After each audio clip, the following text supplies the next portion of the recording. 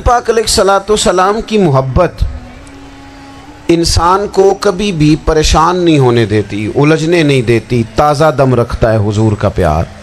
شرط یہ ہے کہ محبت صحیح ہو، اصلی ہو، باطن میں ہو۔ یہ آپ کے ذہن کے اندر کبھی بھی کسی بدبو کو نہیں آنے دے گی، طبیعت کو تازہ دم رکھے گی، سکون میں رہیں گی۔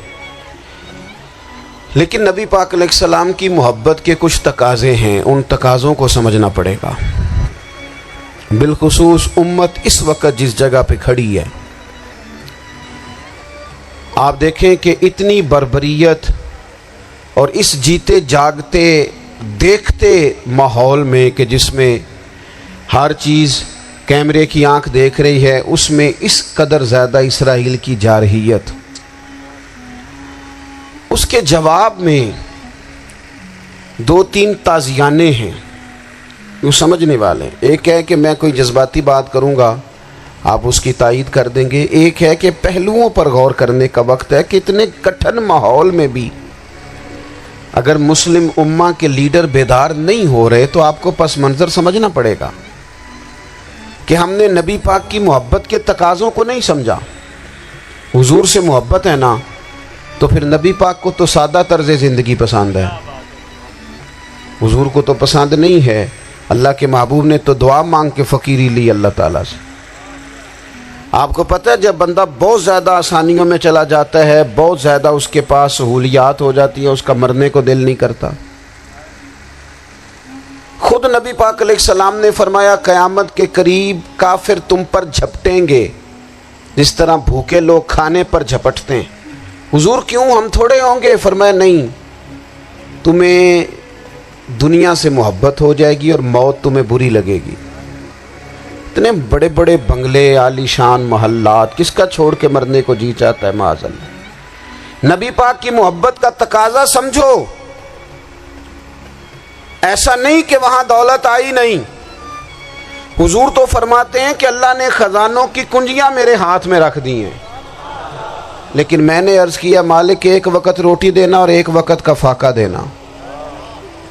کنجیاں خزانوں کی اللہ نے دی۔ جب تک آپ اپنا طرز زندگی، یہ جو بہت دنیا کا پیار ہے نا، بہت زیادہ مرنے کی ہرس، یہ بہت زیادہ جینے کی ہرس، تو اللہ تعالیٰ نے قرآن پاک میں یہودیوں کا طریقہ بیان کیا کہ وہ کبھی مرنے کی تمنا نہیں کریں گے کیونکہ جینے کی ہرس رکھتے ہیں۔ نبی پاک علیہ السلام کے غلاموں، طرز زندگی جب تک سادہ نہیں ہوتا اور جب تک یہ دنیا کے جھمیلوں سے کسی کو دولت دے کر پیچھے کر دیا جاتا ہے، کسی کو عہدہ دے کر چپ کرا دیا جاتا ہے، کسی کو اقتدار دے کر چپ کرا دیا جاتا ہے، رسول اللہ صلی اللہ علیہ وسلم کے سچے غلام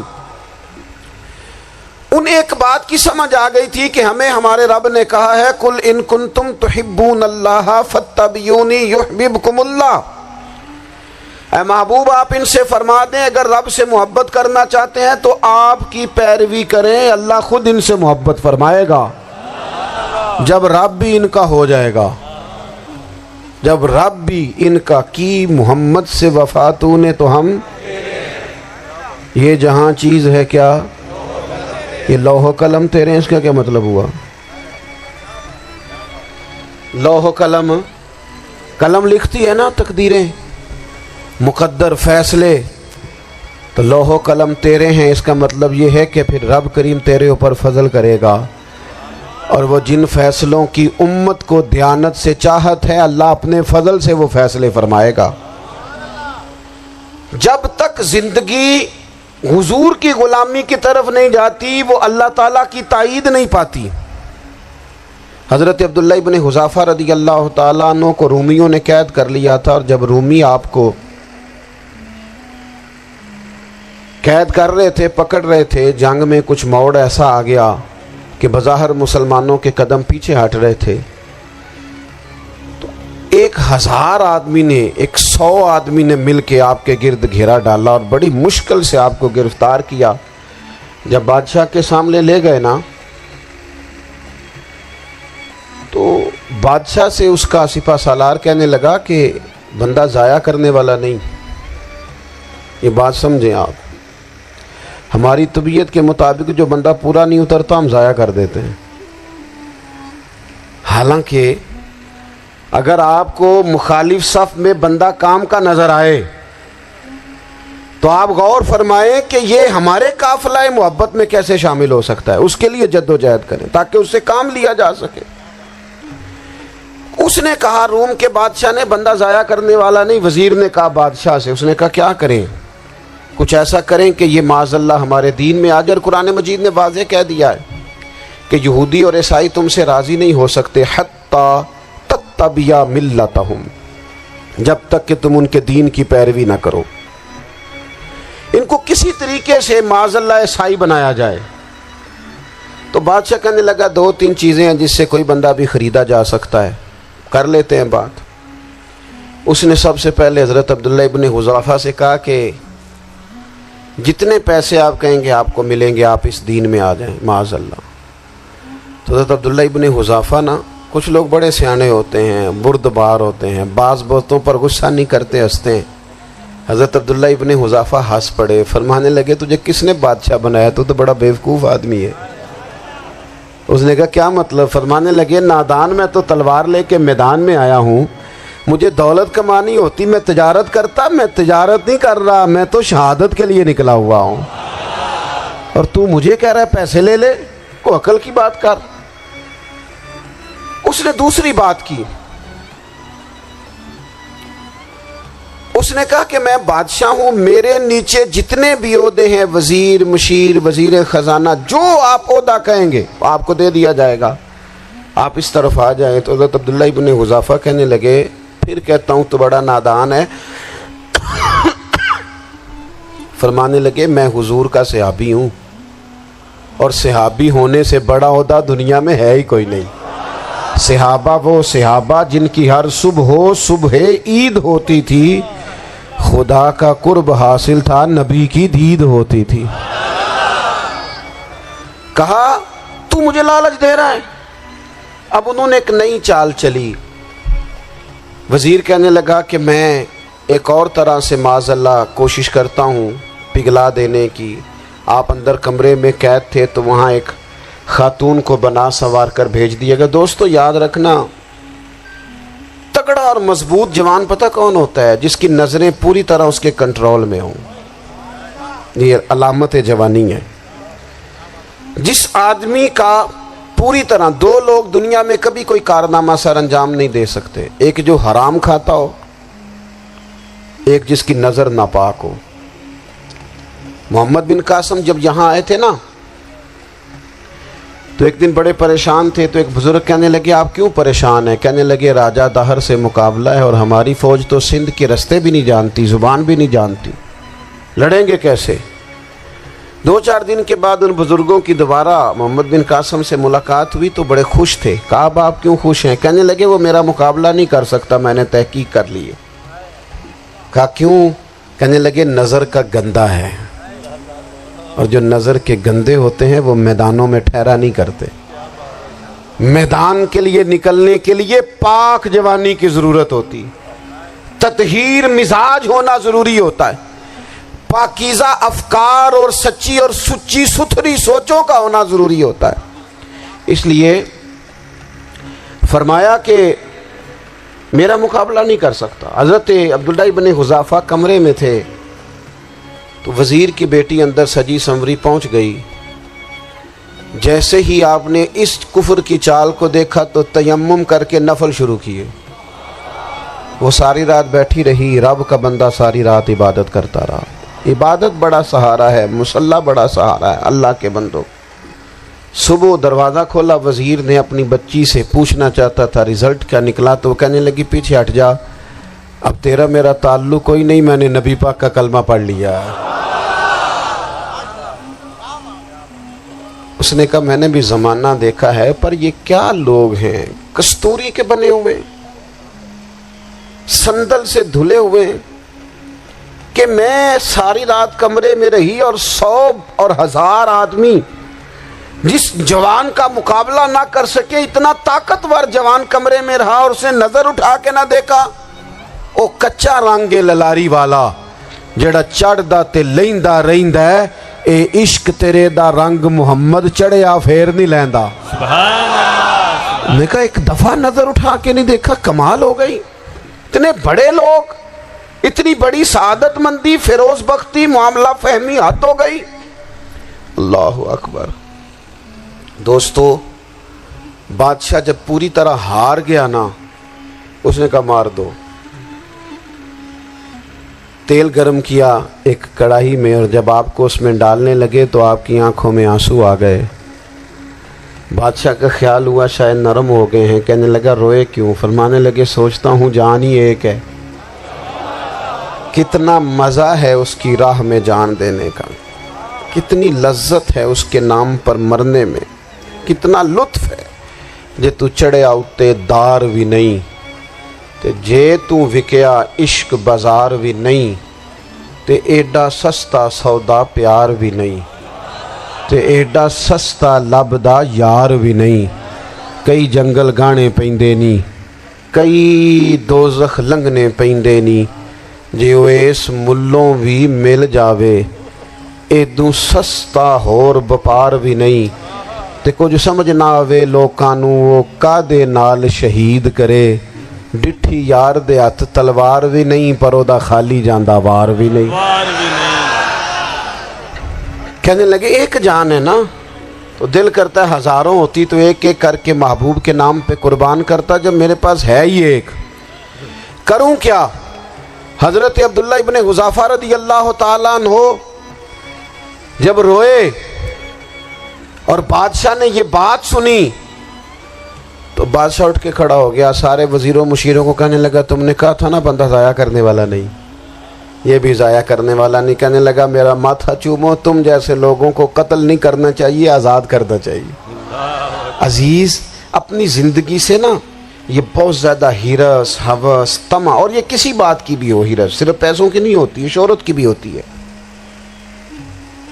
یہ بیماری انسان کو اقتدار کی بھی ہوتی ہے، تعریف کی بھی بیماری ہوتی ہے، یہ سارے نقص ہوتے ہیں لوگوں کو، اور معاذ اللہ بعض جبوں کبوں کے اندر بھی ہوتے ہیں، وہاں بھی پنپتے ہیں۔ اپنی زندگی جب تک اس سادگی میں نہیں لاؤ گے جو رسول پاک نے عطا فرمائی ہے، جب لوگ آسانیوں میں پوری طرح الجھ گئے تو پھر وہ دور ہوئے اور کفر چڑھ گیا۔ دوسری بات، اللہ کے محبوب صلی اللہ تعالی علیہ وسلم کی محبت ہم سے تقاضا کرتی ہے کہ ہم اس مشن کے لیے کام کریں جس مشن کے لیے رسول پاک نے کام فرمایا ہے۔ ہم سارے کام بڑی مضبوطی سے، سوچ سمجھ کے، تدبر سے، حکمت سے، تقاضوں کو مد نظر رکھتے ہوئے کرتے ہیں سارے کام۔ دین کے کام میں ہمارا مزاج نہیں ہوتا، او ہو جائے گا جی، آپ بسم اللہ پڑھیں جی، شروع کریں جی۔ آپ تقاضوں کو سمجھیں، چیزوں کو دبائیں نہیں، چیزوں پر غور کریں۔ کسی کے ذہن کی سطح پر سوال ابھرتا ہے، اس کا تسلی بخش جواب دیں۔ اپنی زندگی میں دین کے کام کے لیے اپنے آپ کو وقف کریں، اور دین کے کام کے بہت سارے پہلو ہیں۔ ہزاروں لوگوں کو قرآن پاک ٹھیک پڑھنا نہیں آتا، ہزارہا لوگ ہیں جو قرآن مجید کے مطالب سے آگاہ نہیں ہیں، دین کی بنیادی ضروریات سے لوگ نابلد ہیں۔ میں آپ کو کس طرح یہ بات سمجھاؤں کہ ہزاروں کی تعداد میں طلاقیں اس لیے ہوتی ہیں کہ مردوں کو طلاق کے مسئلے نہیں آتے، انہیں پتہ نہیں ہے کہ مجھے حقوق زوجین کے معاملے میں کیسے چلنا ہے۔ ڈھیر سارے گھروں میں تباہی اس لیے ہے کہ تربیت اولاد کا دینی منہج ہمیں نہیں پتہ۔ اپنا حصہ ملائیں دین کے کام میں۔ ایک آدمی کو اگر تو نمازی کرنے میں کامیاب ہو گیا، تیری زندگی بدل گئی۔ وہ دین بیزار لوگ جو ہمارے بیچ بیٹھ کے ہماری نوجوان نسل کو پگڑی اور داڑھی کا نام لے کے بنیادی طور پر دین سے دور کرتے ہیں، ایسے نوجوانوں کو دین کا پیغام محبت دے کر دین کے قریب کرنا ہماری ڈیوٹیوں کا حصہ ہے۔ ہمیں ذمہ داری کا احساس کرنا پڑے گا، ہمیں یہ خاص قدم اٹھانا پڑے گا، توجہ دینی پڑے گی۔ مساجد، مدارس، میں آپ سے عرض کروں، اتنی ڈٹ کے مخالفت ہوتی ہے نا مدرسوں کی، اتنی ڈٹ کے۔ میں ادارہ چلاتا ہوں، اس کے چلانے میں جو مشکلات ہیں وہ تو ہم بتا نہیں سکتے آپ کو، اس لیے کہ میری قوم، میرا اس قوم سے تعلق ہے جو نعت خواں امیر کرنا چاہتی ہے۔ مدرسے نہیں. ہاں نقیب خطیب پیدا کرنا چاہتی ہے, شعر و شاعری کی زندگی کو پروان چڑھانا چاہتی ہے. فقط ہمارا ان لوگوں سے تعلق ہے جو لاکھوں کروڑوں روپیہ محافل پہ لگائیں گے, اور قاری صاحب بیچارے اگر مسجد کا کوئی ہونے والا کام کسی وقت بتا دیں گے تو وہ بڑی مشکل آ جائے گی ان کے لیے. یہ کیسے ہو سکتا ہے, آپ نے یہ ڈیوٹی بتا دی. مدارس اور جتنا اہم رول دین کو پھیلانے میں مدارس اسلامیہ کا ہے, اتنی زبردست. لوگوں کا خیال ہوتا ہے میری طرح کے لوگ شاید کام کرتے ہیں, ڈیوٹی کرتے ہیں.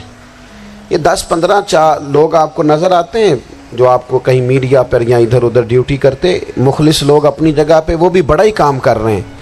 جو میڈیا پہ آ کے بھی اخلاص سے اور درد دل سے کو دین کی, ان کی بھی کسی بات کی حوصلہ شکنی نہیں. لیکن ہزارہا اساتذہ جو مدارس میں بیٹھ کے پڑھاتے ہیں, جنہوں نے وہ سارے لوگ تیار, آپ سمجھ نہیں سکتے کتنا بڑا کام. حفظ کا استاد جو ہوتا ہے نا, اس کی ڈیوٹی 24 گھنٹے ہوتی ہے فجر سے پہلے, اور اس نے بچوں کو اٹھانا ہے. تنخواہ تو ہم انہیں دینا نہیں نہ چاہتے جی, تنخواہ نہیں دئی دی انہوں نے. ہمیں مولوی امیر نہ ہو جانا, مولوی نو تے سوٹ بھی 27ویں والی رات دے ہے تاکہ کدھر سوان کے عید والے دن پا نہ لوے, کیونکہ 27ویں تو بعد تے درزی پھڑتا ہی کوئی نہیں.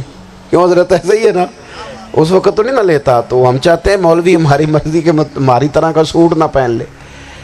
مدارس کی مضبوطی آپ یہ دیکھ لیں, یہ صلاح الدین ایوبی کا تعلق بھلا کس چیز سے تھا؟ غوث اعظم کے مدرسے سے. حضور غوث اعظم کے مریدوں کی جماعت اس کے ساتھ شامل تھی. کون لوگ تھے جنہوں نے مدارس سے فیض پایا؟ رازی اور غزالی, حضور غوث اعظم, خواجہ اجمیر, یہ سب لوگ مدارس کے لوگ ہیں. کمزوریاں ہیں, غلطیاں ہیں, بہت ساری چیزوں کی اصلاح کی ضرورت ہے, لیکن یہ دین کا بہت بڑا قلعہ ہوتا ہے مدرسہ.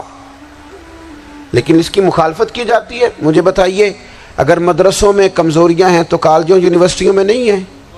ہم نے کبھی مخالفت کی ہے بند کر دو سارے؟ لیکن لوگوں کا جب خیال آتا ہے, جب ہمارے ایک سابقہ وزیر صاحب تھے سر راہ, کسی دعوت میں میری ان سے ملاقات ہو گئی تو انہوں نے کہا مدرسوں کا کردار کیا ہے آج کے ماحول میں. میں نے انہیں کہا کہ مختلف کورسز آپ کراتے ہیں نا, تو اس کے لیے پھر مختلف ویکنسیز ہوتی ہیں جہاں بچوں کو مدرسے کا کورس کرایا جاتا ہے, تو استاد بننا ہوتا ہے, اس نے خطیب بننا ہوتا ہے, مسجد کی ڈیوٹی کرنی ہوتی ہے. میں نے کہا بالکل کوئی حکومت سرپرستی نہیں کرتی, لیکن اللہ کا فضل ہے. کبھی آپ نے کوئی مسجد سنی ہے جس میں جمعے والے دن مولوی نہ ملا ہو جمعہ پڑھانے کے لیے؟ کبھی آپ کو رمضان میں ایسی مسجد ملی ہے جس میں قرآن مجید سنانے کے لیے حافظ نہ ملا ہو؟ یہ ہو سکتا ہے کسی حافظ کو مسجد نہ ملے. تو مدارس کے ذمے جو کام تھا مدارس نے جم کے کیا ہے اور ڈٹ کے کیا اللہ کے فضل سے. اور مدارس کے لوگوں کو بھی کمزور نہیں پڑنا چاہیے, کبھی کسی وزیر مشیر مالدار کے روب میں نہیں آنا چاہیے, قطعاً نہیں. کیوں کہ یہ وہ عظیم لوگ ہیں رسول اللہ صلی اللہ علیہ وسلم کے دین کے غلام, کہ ابھی ایک لفظ نہیں پڑا ہوتا الف با تا سا, پہلے دن گھر سے نکلتے ہیں تو حضور فرماتے ہیں اللہ کے فرشتے ان کے پیروں کے نیچے پر بچھا بھی دیتے ہیں. پہلے دن اتنا بڑا اعزاز ملتا ہے. تو حضور کی محبت کا تقاضا ہے دین کا کوئی کام کیا جائے. ایک خاتون مسجد نبوی شریف میں جھاڑو دیتی تھی, پر کوئی کام تو کرتی تھی نا. اور کس مسجد میں؟ جہاں 70,000 فرشتے صبح آتے ہیں 70 شام آتے ہیں. اس مسجد میں وہ خاتون جھاڑو دیتی تھی. بخاری ہے, جب ان کا انتقال ہو گیا صحابہ نے سوچا کہ حضور کو تکلیف ہوگی, بغیر بتائے جنازہ پڑھ دیا. حضور صبح تشریف لائے, تازی قبر دیکھی, اور محبوب وہ ہیں جو فرش پہ کھڑے ہو کے عرش کی خبریں دیتے ہیں. نبی پاک علیہ الصلوۃ والسلام نے فرمایا کہ مجھے اطلاع کیوں نہیں دی اس کے انتقال کی؟ یہ کرم دیکھو, کوئی ڈیوٹی تو کرتی تھی نا یار, پر خلوص سے, پر پیار سے, پر اللہ کو راضی کرنے کے لیے, پر درد دل سے. اور دین کی ڈیوٹیاں کرنے والے دوستو سنو, حضور صبح آئے, قبر کو دیکھ کر فرمایا مجھے کیوں نہیں بتایا؟ یا رسول اللہ آپ کو تکلیف دینا مناسب نہ جانا. تو قبر پہ کھڑے ہو کے حضور نے فرمایا صف بناؤ, میں دوبارہ جنازہ پڑھاؤں گا. صف بناؤ, میں دوبارہ جنازہ پڑھاؤں گا. کوئی ڈیوٹی تو. تیسرا تقاضا حضور کی محبت کا سمجھو، میں بس بڑی جلدی بات سمیٹنے لگا ہوں. حضور کی امت سے پیار کرو، یہ نبی پاک کی محبت کا تقاضا ہے. حضور اس بندے سے بڑے راضی ہوتے ہیں جو حضور کی امت سے پیار کرتا ہے. آپ کو پتہ ہے حضرت جبریل امین علیہ السلام نے معراج کی رات حضور علیہ السلام سے عرض کی تھی کہ اللہ کی بارگاہ میں عرض کیجئے گا میری بھی ڈیوٹی لگ جائے آپ کی امت کے ساتھ محبت کرنے پر. تو یہ کیوں کہا تھا انہوں نے؟ علماء نے لکھا اس لیے کہا تھا کہ حضرت جبریل بھی جانتے ہیں کہ حضور کی امت سے محبت کی بات کی جائے نا تو نبی پاک راضی ہوتے ہیں. امت سے پیار کرو گے نا، امت سے. ایک صرف بات کا خیال رکھنا، عقیدہ برا ہو تو بات دوسری ہے، ورنہ میرے محبوب کی امت کا ایک ایک شخص جو مدینے والے کا کلمہ پڑھتا ہے، جو حضور کا غلام ہے، اس کے بارے میں اپنے دل میں گنجائش رکھنا، پیار رکھنا، وارفتگی رکھنا. اور دوستو یہاں لوگ کس طرح گروہوں کو، جماعتوں کو سپورٹ کرتے ہیں. نبی پاک نے اس امت کی کثرت پر فخر بیان کیا اور حضور فرمانے لگے 120 صفیں جنتیوں کی ہوں گی، قیامت میں 80 صفیں صرف میری امت کی ہوں گی. میں کثرت امت پر فخر کروں گا. ان لوگوں سے پیار کرنا ہے، ان کے دکھ درد کو سمجھنا ہے. پتہ ہے آج کیا ہوتا ہے؟ آج ہمیں نا مختلف چھوٹے چھوٹے ملکوں میں بانٹ دیا گیا تو ہم کسی دوسرے مسلمان بھائی کا درد نہیں محسوس کرتے. ہم گھروں میں نہیں محسوس کرتے. پڑوسی پر ظلم ہو رہا ہو تو ہم کہنے پتر ساڈا نہیں مسئلہ، یہ مسئلہ ہے، تینوں کی لگے. حالانکہ پڑوسی کی آگ اس لیے بھی کسی وقت بجھا دینی چاہیے کہ پڑوسی کی نہ بجھائی جائے تو اپنا گھر بھی زاد میں آ جاتا. آج امت مسلمہ سے ہمیں بس لگا دیا گیا اپنے حصے کی روٹی کماؤ، اپنے حصے کی کوٹھی بناؤ، اپنے حصے کی گاڑی خریدو، اپنے حصے کا کام کرو. امت کا درد، امت کی بات، وحدت امت کا تصور، امت کا دوبارہ سے وہ شان ارسل رسولہ بالہدی ودین الحق لیظہرہ علی الدین کلہ، وہ تصور کب ہوگا؟ اس وقت ہوگا جب ہم بات امت کی کریں گے. نبی پاک علیہ السلام نے فرمایا مسلمان کی مثال ایک جسم کی طرح ہے. جسم کے ایک حصے کو تکلیف ہو تو سارا آزمائش میں آ جاتا ہے. مجھے بتاؤ یہ انگلی درد کرتی ہو، یہ انگلی جسم کا حصہ ہے نا، تو میرا خیال ہے دماغ یہ کہہ دے گا کہ انگلی کی درد ہے نا مینوں کی لگے. دل کہہ دے گا کوئی نہیں ٹینشن لینے، انگلی کا مسئلہ ہے نا.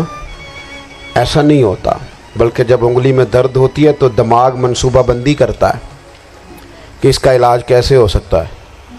دل پریشان ہوتا ہے، پیر چل کے جاتے، ہاتھ وہ دوائی وصول کرتے، دانت اسے چبا کر، حلق اسے نگل کر، معدہ اسے ذخیرہ کر کے جسم میں پھیلاتا ہے، پھر جا کے انگلی شفا پذیر ہوتی ہے. ایک حصے کو درد ہو تو سارا حصہ کام پہ لگ جاتا ہے. اسرائیل اگر تکلیف دے رہا ہے فلسطینیوں کو تو ہونا چاہیے تھا نا بعض مسلمان حکمرانوں کو نیند نہ آتی، وہ درد دل محسوس کرتے. ہونا چاہیے تھا نا کہ بعض لوگ یہاں ہم کیا کرتے ہیں بھلا بیٹھ کے، اب تو مجھے بعض چیزوں سے کوفت بھی ہونے لگا. ہم دیتے ہیں بیان، مذمت. آپ کے بیان دینے سے کیا ہوگا؟ فلانے نے بھی بیان دے دیا، فلانے نے بھی کلپ دے دیا. یہ کیا کر رہے ہیں؟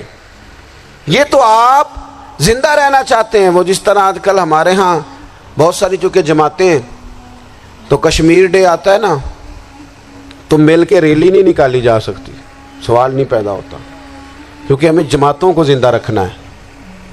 اس جماعت کی خبر الگ لگنی چاہیے، اس جماعت کی خبر الگ. تو ایسے کوئی انقلاب آئے گا؟ یاد رکھنا امت کو پوری کو ایک طاقتور آواز بننا پڑے گا. ہمیں تھوڑا تھوڑا اوپر اٹھ کے سوچنا پڑے گا. خدا را اللہ تعالیٰ مجھے معاف کرے اگر کوئی بات میں سطحی کر رہا ہوں. دل کی گہرائی سے عرض کرتا ہوں اب تو بڑا سخت وقت آ گیا. اب چونکہ اب تو کیمرے کی آنکھ آئی ہے تو وہ زخمی بچے دیکھے نہیں جاتے، وہ تڑپتی مائیں دیکھی نہیں جاتی، وہ سسکتی اور آواز دیتی بیٹیاں سنی نہیں جاتی. وہ آوازیں ایسی ہیں جیسے وہ رات کے سناٹوں میں چیخیں بن کے لوگوں کو جگایا کریں گی۔ خدا را کچھ جرم ایسے ہوتے ہیں جن کی سزائیں بڑی سخت ہوتی ہیں، جن کی معافی بڑی مشکل سے ہوتی۔ اپنے اندر جذبہ ایمانی پیدا کریں۔ اور میرے دوستو، بستر پر بھی تو لوگ ماری جایا کرتے ہیں نا۔ اپنی زندگی رسول اللہ صلی اللہ علیہ وسلم کے دین کے نام کرو۔ جذبہ جہاد، شوق شہادت اور عشق رسول، یہ عناصر ہیں جو امت مسلمہ کو پیروں پر کھڑا کریں گے۔ 2 منٹ کے لیے سوچو، امت اگر اسی طرح کٹتی رہی، پریشان رہی، دکھتی رہی، اور باری باری کر کے، اقبال نے کیا کہا تھا؟ اس نے کہا تھا وطنوں میں، انہوں نے کہا تھا کہ ان تازہ خداؤں میں بڑا سب سے وطن ہے، جو پیرہن اس کا ہے وہ مذہب کا کفن ہے۔ تو اقبال ہم کیا کریں؟ کہنے لگے بازو تیرا توحید کی قوت سے قوی ہے، اسلام تیرا دیس ہے، کیونکہ تو مصطفی ہے۔ تو بحیثیت مسلمان سوچنا شروع کر، بحیثیت مسلمان، اور یوں تو سید بھی ہو، مرزا بھی ہو، افغان بھی ہو، تم سبھی کچھ ہو، بتاؤ کہ مسلمان بھی ہو۔ تمہارے اندر کہیں سے کوئی مومن بھی بولتا ہے کہ نہیں؟ علاقائی تعصبات اور ملکی سرحدوں میں قید ہو جانے والوں، تم ایک نبی کی امت ہو۔ کیوں نہیں سمجھتے کہ جب کشمیر کی بیٹی روتی ہے تو مدینے والے محبوب پاک علیہ السلام کی امت کی بیٹی روتی ہے، جب فلسطین کی بیٹی روتی ہے تو امت کی بیٹیاں روتی۔ خدا را کچھ درد دل اپنی طبیعت میں پیدا کریں۔ میں حکمرانوں کی بات نہیں کرتا، میں تو عام لوگوں سے ایسے تبصرے سنتا ہوں جو نہیں کرنے چاہیے۔ اور نہیں جی نہیں، دوسرا رخ بھی دیکھو، عام آدمی اٹھ کے، عام لوگ بھی یہ خطرناک سوچیں اور ان سے خوفناک نتائج برآمد ہوں گے۔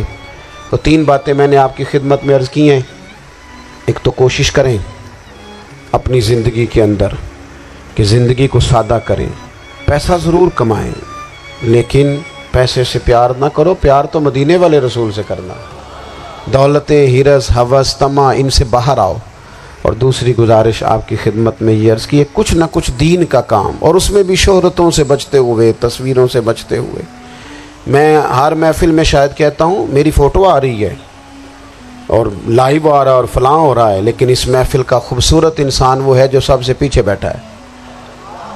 وہ کسی فوٹو کے لیے نہیں آیا۔ اور میں ڈھیر سارے لوگ دیکھ رہا ہوں، یہ جو آگے بیٹھ جاتے ہیں بعض اوقات 5، 7، 10 لوگ، یہ بڑی تصویر سازی کرتے ہیں، لیکن جو پیچھے بیٹھے ہوتے ہیں ان کی کوئی فوٹو نہیں آتی۔ اور میں نے بہت سارے لوگوں کو دیکھا ہے کبھی موبائل کو ہاتھ بھی نہیں لگاتے، لیکن جن کے لیے آئے ہیں انہیں تو پتہ ہے نا کون کون آیا ہے۔ اور کچھ دین کے لیے کریں۔ اور تیسری گزارش آپ کی خدمت میں یہ ہے کہ امت بن کر بھی ضرور سوچیں اور امت کے دکھوں کا مداوع بھی کریں، اور امت مسلمہ کا درد بھی اپنے سینے میں ضرور محسوس کریں۔ اللہ تعالی ہماری اس بزم کو۔ یہ ایک بات اور سن لیں جی، نبی پاک علیہ الصلوۃ والسلام نے ارشاد فرمایا، لائیں جی، حضور سید عالم علیہ الصلوۃ والسلام نے ارشاد فرمایا کہ جب تک بندہ اللہ کے بندوں کی مدد میں رہتا ہے نا، اللہ بھی اس کی مدد کرتا رہتا ہے۔ یعنی اگر آپ امت کے لیے سوچتے ہیں، کوئی امت کے لیے فکر پیدا کرتے ہیں، کچھ امت کی سوچیں لاتے ہیں، تو اللہ بھی مدد فرمائے گا۔ اور یہ بات اچھی طرح یاد رکھیں، جب بھی بندہ کوئی ایسا کام کرتا ہے نا جو خالص اللہ کی رضا کے لیے ہو، تو رب کی مدد ضرور آتی ہے۔ وَلَقَدْ نَصَرَكُمُ اللَّهُ بِبَدْرٍ وَأَنْتُمْ أَذِلَّةٌ۔ تو یہ کام کریں گے تو اللہ کی مدد بھی آئے گی۔ محمد بن قاسم جب یہاں آئے تھے نا تو ایک دن بڑے پریشان تھے، تو ایک بزرگ کہنے لگے آپ کیوں پریشان ہیں؟ کہنے لگے راجہ دہر سے مقابلہ ہے اور ہماری فوج تو سندھ کے رستے بھی نہیں جانتی، زبان بھی نہیں جانتی، لڑیں گے کیسے؟ 2-4 دن کے بعد ان بزرگوں کی دوبارہ محمد بن قاسم سے ملاقات ہوئی تو بڑے خوش تھے۔ کہا اب آپ کیوں خوش ہیں؟ کہنے لگے وہ میرا مقابلہ نہیں کر سکتا، میں نے تحقیق کر لی ہے۔ کہا کیوں؟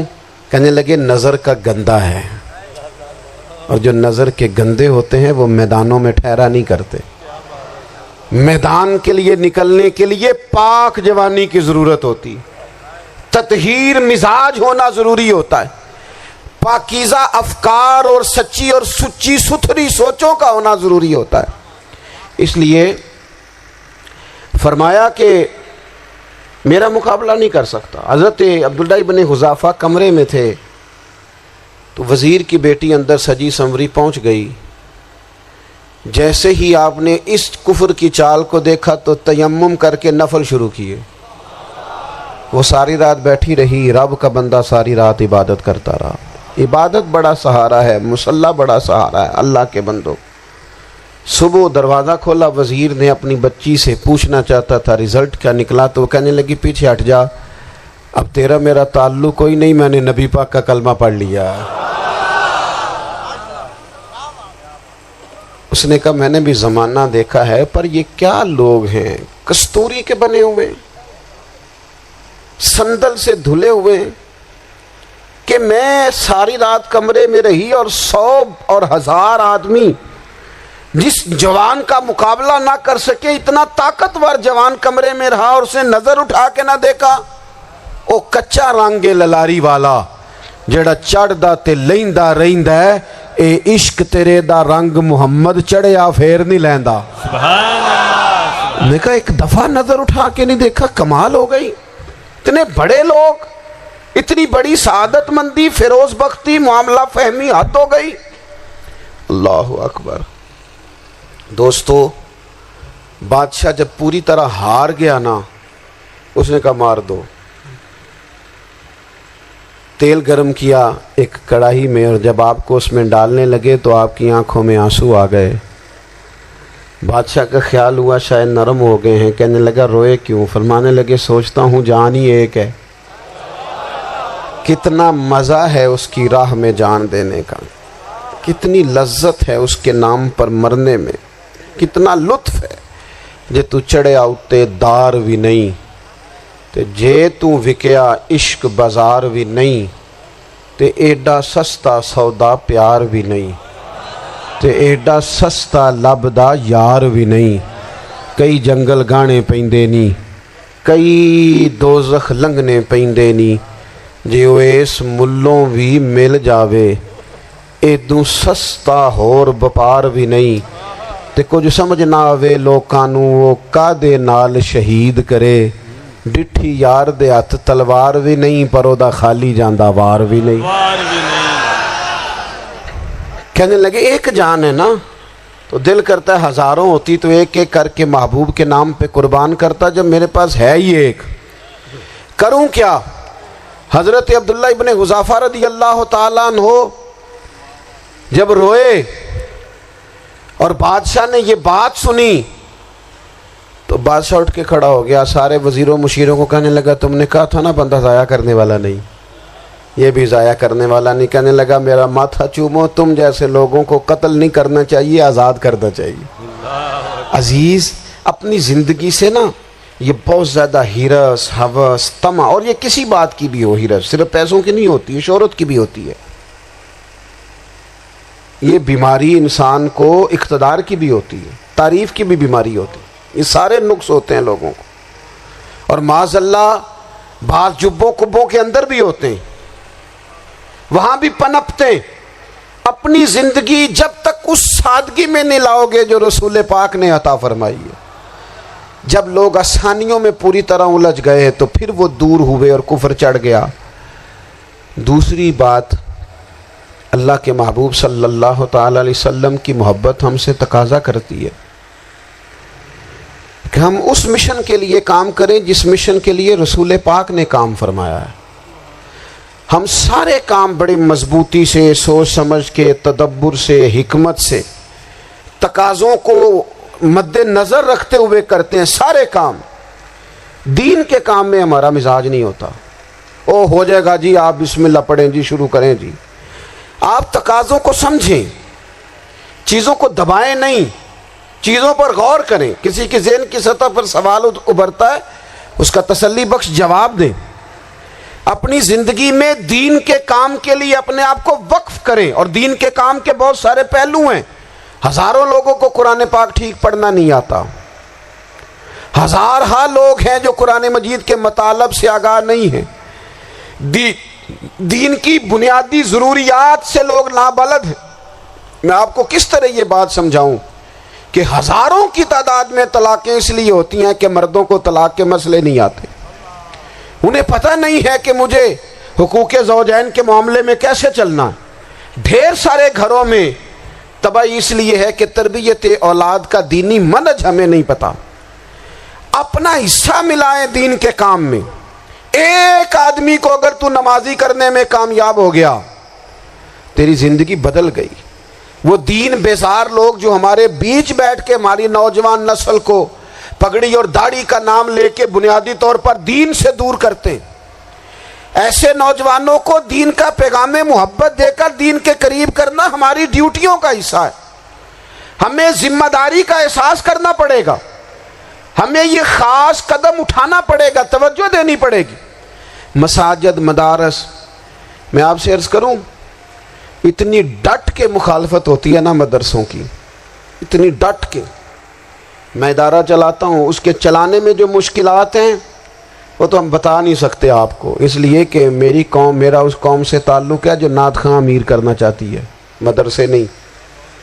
ہاں، نقیب خطیب پیدا کرنا چاہتی ہے، شعر و شاعری کی زندگی کو پروان چڑھانا چاہتی ہے۔ فقط ہمارا ان لوگوں سے تعلق ہے جو لاکھوں کروڑوں روپیہ محافل پہ لگائیں گے، اور قاری صاحب بیچارے اگر مسجد کا کوئی ہونے والا کام کسی وقت بتا دیں گے تو وہ بڑی مشکل آ جائے گی ان کے لیے۔ یہ کیسے ہو سکتا ہے، آپ نے یہ ڈیوٹی بتا دی؟ مدارس اور جتنا اہم رول دین کو پھیلانے میں مدارس اسلامیہ کا ہے، اتنی زبردست، لوگوں کا خیال ہوتا ہے میری طرح کے لوگ شاید کام کرتے ہیں، ڈیوٹی کرتے ہیں۔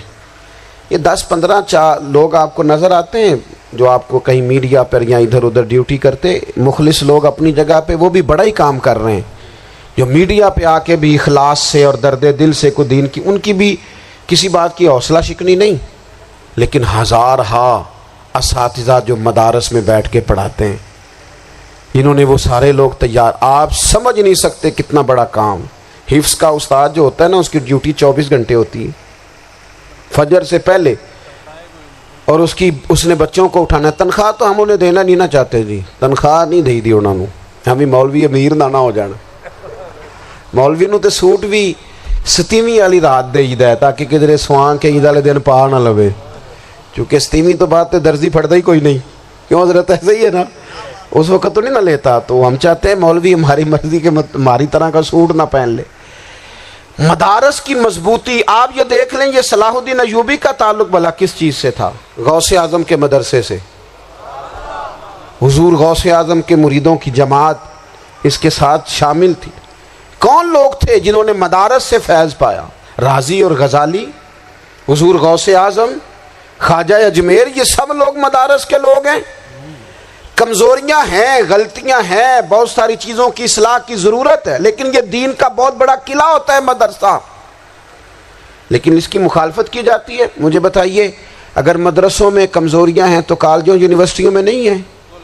ہم نے کبھی مخالفت کی ہے بند کر دو سارے؟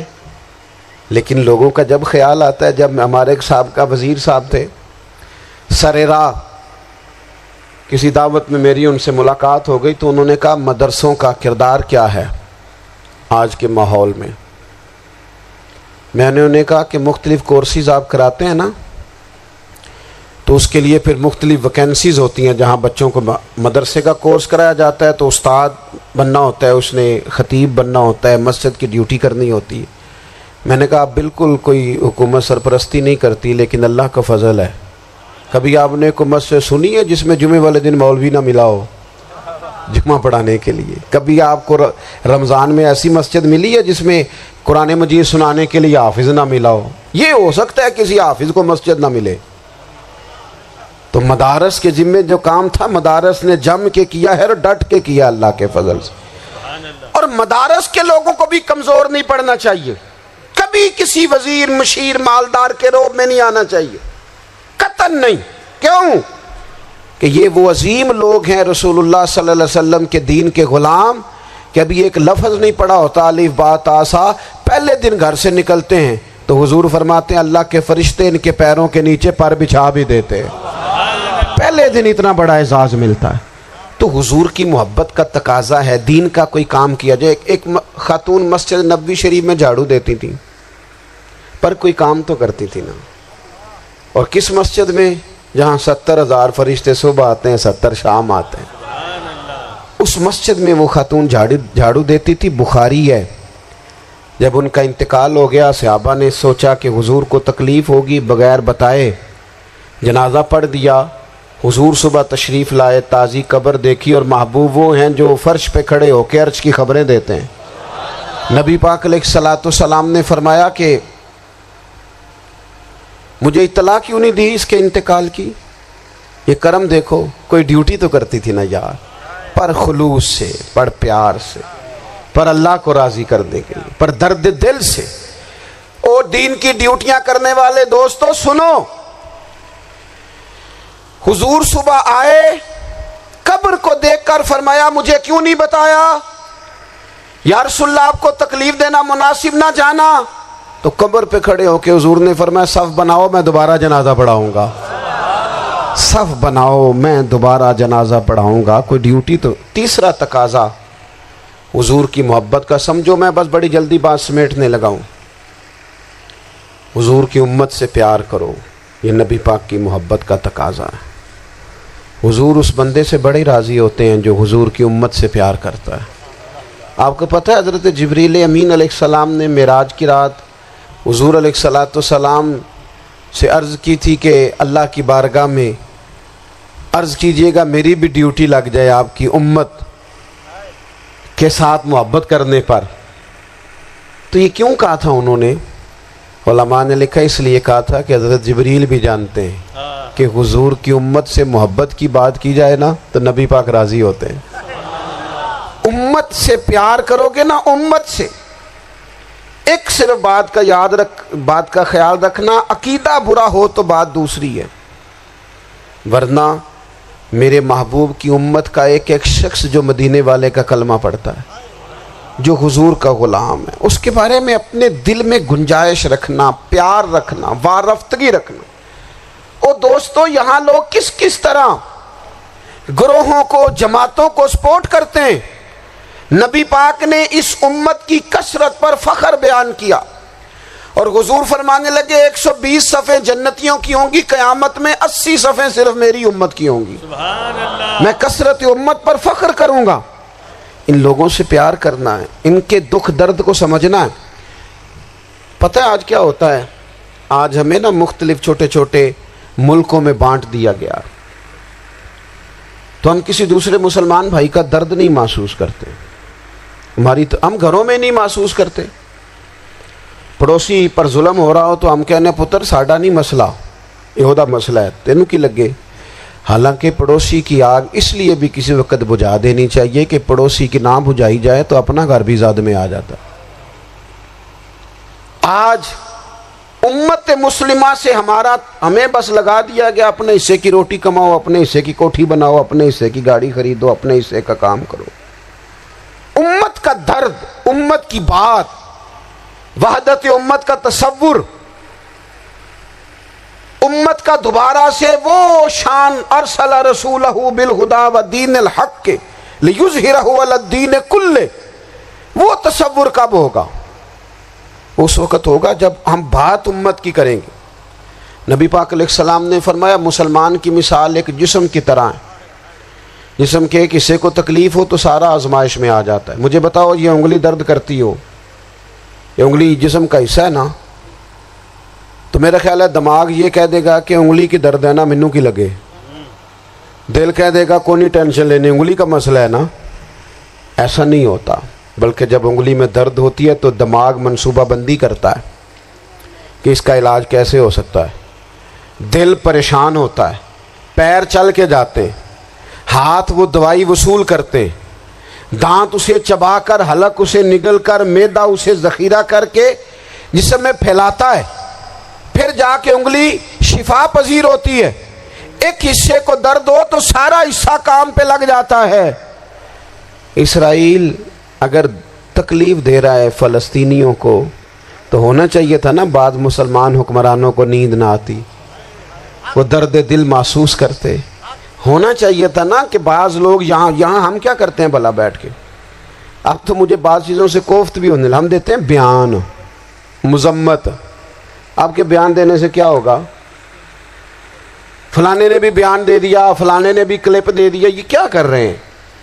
یہ تو آپ زندہ رہنا چاہتے ہیں. وہ جس طرح آج کل ہمارے ہاں بہت ساری چونکہ جماعتیں ہیں، تو کشمیر ڈے آتا ہے نا، تو مل کے ریلی نہیں نکالی جا سکتی، سوال نہیں پیدا ہوتا، کیونکہ ہمیں جماعتوں کو زندہ رکھنا ہے. اس جماعت کی خبر الگ لگنی چاہیے، اس جماعت کی خبر الگ. تو ایسے کوئی انقلاب آئے گا؟ یاد رکھنا، امت کو پوری کو ایک طاقتور آواز بننا پڑے گا. ہمیں تھوڑا تھوڑا اوپر اٹھ کے سوچنا پڑے گا. خدا را اللہ تعالیٰ مجھے معاف کرے اگر کوئی بات میں سطحی کر رہا ہوں. دل کی گہرائی سے عرض کرتا ہوں، اب تو بڑا سخت وقت آ گیا. اب چونکہ اب تو کیمرے کی آنکھ آئی ہے تو وہ زخمی بچے دیکھے نہیں جاتے، وہ تڑپتی مائیں دیکھی نہیں جاتی، وہ سسکتی اور آواز دیتی بیٹیاں سنی نہیں جاتی.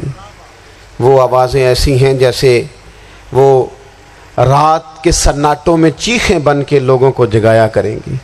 خدا را کچھ جرم ایسے ہوتے ہیں جن کی سزائیں بڑی سخت ہوتی ہیں، جن کی معافی بڑی مشکل سے ہوتی. اپنے اندر جذبہ ایمانی پیدا کریں. اور میرے دوستو، بستر پر بھی تو لوگ ماری جایا کرتے ہیں نا. اپنی زندگی رسول اللہ صلی اللہ علیہ وسلم کے دین کے نام کرو. جذبہ جہاد، شوق شہادت اور عشق رسول، یہ عناصر ہیں جو امت مسلمہ کو پیروں پر کھڑا کریں گے. 2 منٹ کے لیے سوچو، امت اگر اسی طرح کٹتی رہی، پریشان رہی، دکھتی رہی، اور باری باری کر کے، اقبال نے کیا کہا تھا؟ اس نے کہا تھا وطنوں میں، انہوں نے کہا تھا کہ ان تازہ خداؤں میں بڑا سب سے وطن ہے، جو پیرہن اس کا ہے وہ مذہب کا کفن ہے. تو اقبال ہم کیا کریں؟ کہنے لگے بازو تیرا توحید کی قوت سے قوی ہے، اسلام تیرا دیس ہے، کیونکہ تو مصطفی ہے. تو بحیثیت مسلمان سوچنا شروع کر، بحیثیت مسلمان. اور یوں تو سید بھی ہو، مرزا بھی ہو، افغان بھی ہو، تم سبھی کچھ ہو، بتاؤ کہ مسلمان بھی ہو. تمہارے اندر کہیں سے کوئی مومن بھی بولتا ہے کہ نہیں؟ علاقائی تعصبات اور ملکی سرحدوں میں قید ہو جانے والوں، تم ایک نبی کی امت ہو. کیوں نہیں سمجھتے کہ جب کشمیر کی بیٹی روتی ہے تو مدینے والے محبوب پاک علیہ السلام کی امت کی بیٹی روتی ہے، جب فلسطین کی بیٹی روتی ہے تو امت کی بیٹیاں روتی. خدا را کچھ درد دل اپنی طبیعت میں پیدا کریں. میں حکمرانوں کی بات نہیں کرتا، میں تو عام لوگوں سے ایسے تبصرے سنتا ہوں جو نہیں کرنے چاہیے. اور نہیں جی نہیں، دوسرا رخ بھی دیکھو، عام آدمی اٹھ کے، عام لوگ بھی یہ خطرناک سوچیں اور ان سے خوفناک نتائج برآمد ہوں گے. تو 3 باتیں میں نے آپ کی خدمت میں عرض کی ہیں. ایک تو کوشش کریں اپنی زندگی کے اندر کہ زندگی کو سادہ کریں. پیسہ ضرور کمائیں لیکن پیسے سے پیار نہ کرو، پیار تو مدینے والے رسول سے کرنا. دولتیں، ہرس، ہوس، طمع، ان سے باہر آؤ. اور دوسری گزارش آپ کی خدمت میں یہ عرض کی ہے، کچھ نہ کچھ دین کا کام، اور اس میں بھی شہرتوں سے بچتے ہوئے، تصویروں سے بچتے ہوئے. میں ہر محفل میں شاید کہتا ہوں میری فوٹو آ رہی ہے اور لائیو آ رہا ہے اور فلاں ہو رہا ہے، لیکن اس محفل کا خوبصورت انسان وہ ہے جو سب سے پیچھے بیٹھا ہے. وہ کسی فوٹو کے لیے نہیں آیا. اور میں ڈھیر سارے لوگ دیکھ رہا ہوں، یہ جو آگے بیٹھ جاتے ہیں بعض اوقات 5 7 10 لوگ، یہ بڑی تصویر سازی کرتے ہیں، لیکن جو پیچھے بیٹھے ہوتے ہیں، جو پیچھے بیٹھے